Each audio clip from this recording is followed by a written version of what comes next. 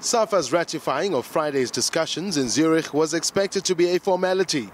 Instead, after an 8.5-hour meeting, SAFA's executive committee set its own parameters.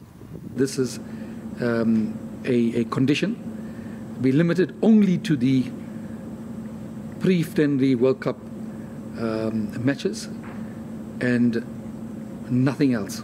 A judicial commission is headed by a retired judge appointed by President Jacob Zuma. The presidency draws up its terms of reference and makes input into commissioners.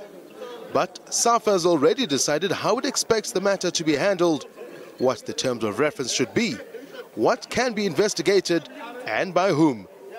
SAFA is specifically adamant that a dossier which apparently exposes millions of missing funds from the 2010 World Cup Legacy Fund will not form part of any inquiry. That dossier had no substance, was faceless, and we cannot attend on issues that are faceless. And neither do I think any rational person would want to go out there and justify to try and pick up a paper in the street and say this is the basis for investigation. Sports Minister Fikile Mbalula appears to be on a different page. This was his comment on the issue before SAFA made its demands.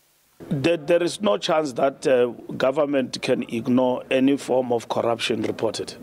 There's no way in a constitutional state, unless if we are in a banana republic, in another country where there is lawlessness and all of that. Should people push us to the push, we will actually use everything in our power.